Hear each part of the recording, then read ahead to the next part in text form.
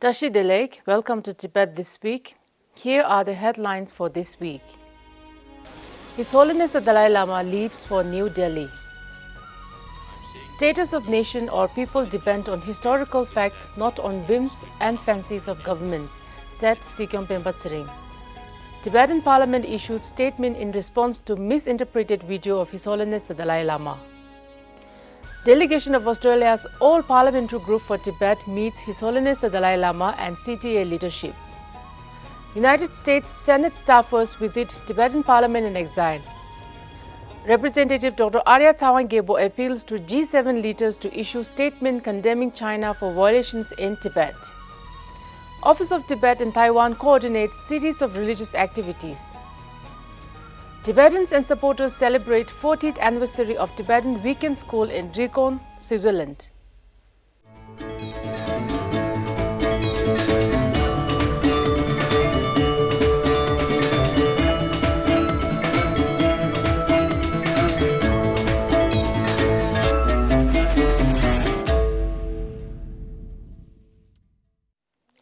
Tibetan spiritual leader His Holiness the Dalai Lama left for Delhi early morning on Wednesday this week to attend the two-day meeting of the Global Buddhist Summit from 20 to 21st April in Delhi.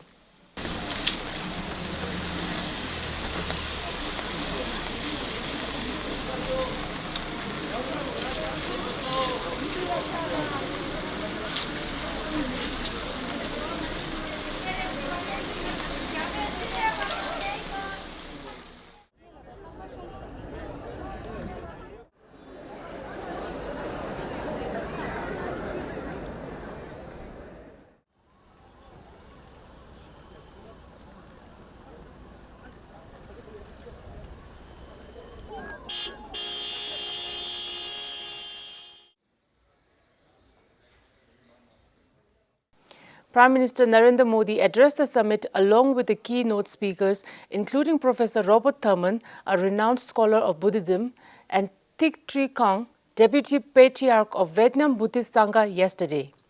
His Holiness the Dalai Lama will address the summit today. For us to remember that is the ritual of these performance rituals is not the most important one. Because if you focus too much on the rituals, the only thing that you get is all the noise these musical instruments create. Where we should really pay more attention and focus is the inner development, inner cultivation. And inner cultivation has to be done through, as I shared before, combination of this analytic and resting approach, resting the mind, focusing it, settling the mind, then applying it, and so that you can combine. And the focus of those two approaches has to be really cultivation of wisdom, some understanding of the nature of reality, and then cultivation of compassion, and particularly bodhicitta. The conference brought together prominent scholars, Sangha leaders, and Dharma practitioners from across the globe to discuss pressing global issues, including peace, environmental stability, health, preservation of Nalanda Buddhist tradition, and significance of Buddha Dharma pilgrimage and Buddha relics as foundation for India's cultural ties to countries in Southeast Asia and East Asia. The International Buddhist Confederation, an umbrella group that serves as a platform for Buddhists worldwide, is organizing the event. Sikyong Penpa Tsering of the Central Tibetan Administration attended the Foreign Correspondents Club of South Asia meeting in New Delhi on Thursday last week to speak on the topic of India, China and Tibet. Refuting China's distorted and false narrative claiming its discovery of Buddhism, Sikyong apprised the gathering of the long history of association between India and Tibet that led to the derivation of Tibetan script and Tibetan Buddhism from India's Nalanda tradition during the 8th century. Commenting on the ambivalence surrounding the status quo of Tibet, Sikyong said the resumption of Sino-Tibet dialogue was hopeful in view of an increasing number of countries and governments condemning China's occupation of Tibet through statements and policies. During the meeting, Sikyong was questioned about the video clip involving His Holiness the Dalai Lama's interaction with a boy that is virally shared and discussed on mainstream media and social media platforms. In response, Sikyong clarified the video was misinterpreted and tailored.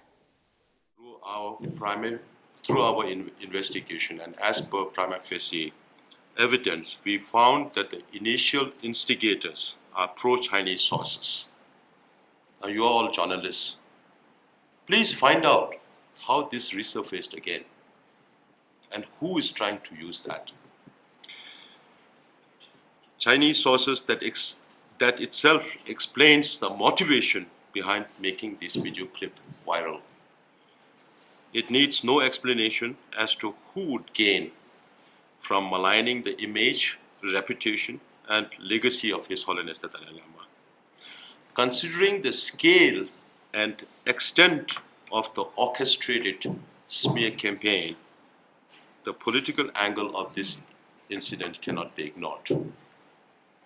Then, for the general public who considers or who feels this is disturbing, we would appreciate if you could watch and listen to the full video of the event to get a holistic understanding of the whole program, including His Holiness' speech. We are sure you will be able to differentiate between lust and love.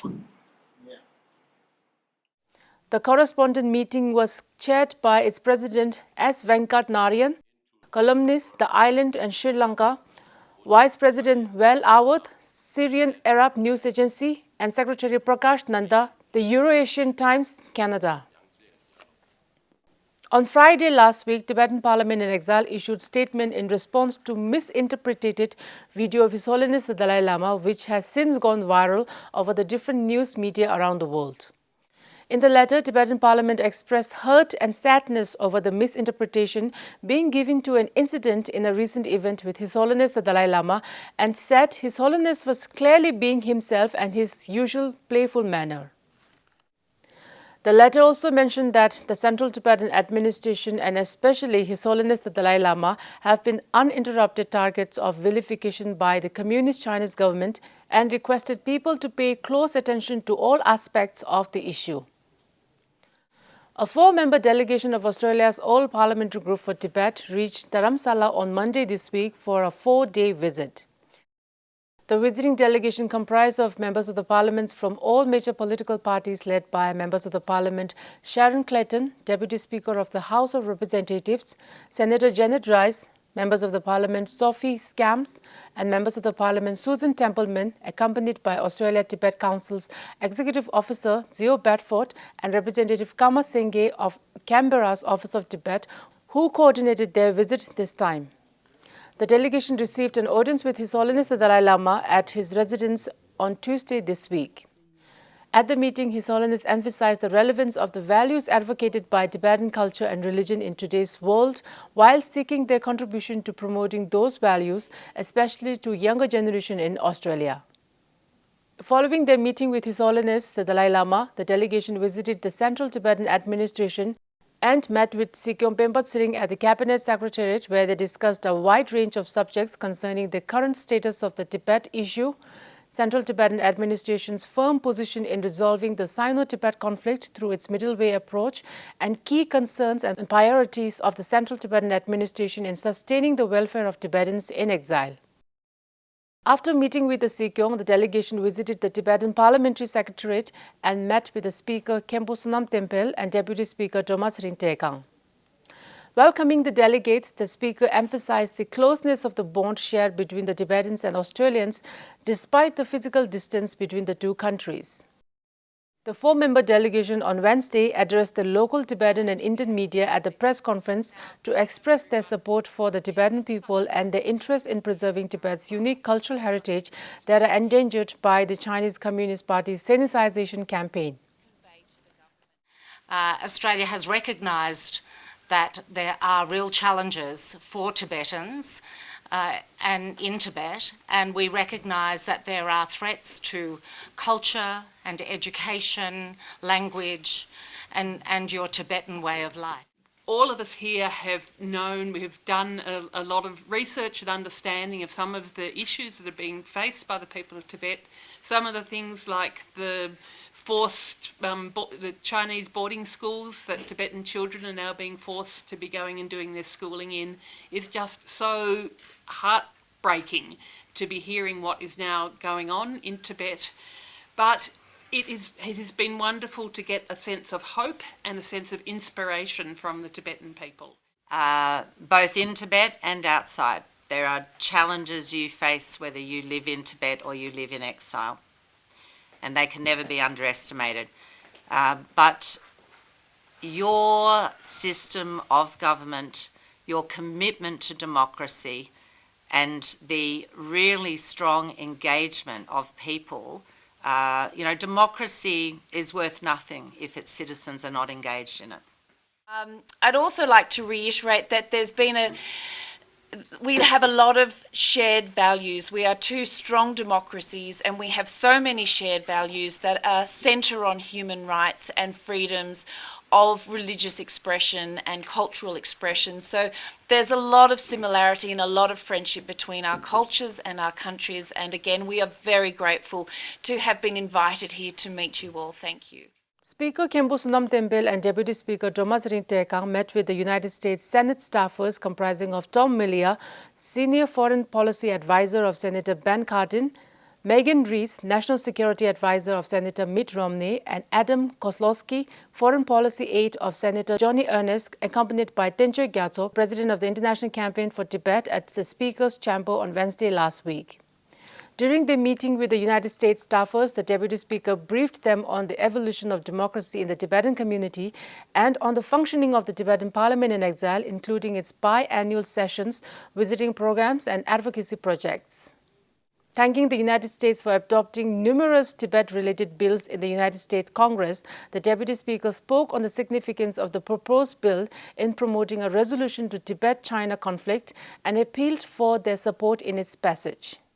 The Deputy Speaker also congratulated Tenzin Gyalpo on getting elected as the President of the International Campaign for Tibet and applauded ICT's exemplary work in advocating the Sino-Tibetan issue on the global platform.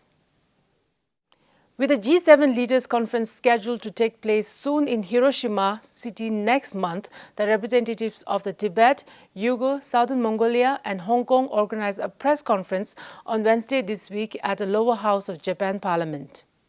The objective of the press conference, according to the moderator, Fumi Furukawa, was to draw the attention of the G7 leaders to the deteriorating state of the human rights and increased repression in Tibet, Uyghur, Southern Mongolia and Hong Kong.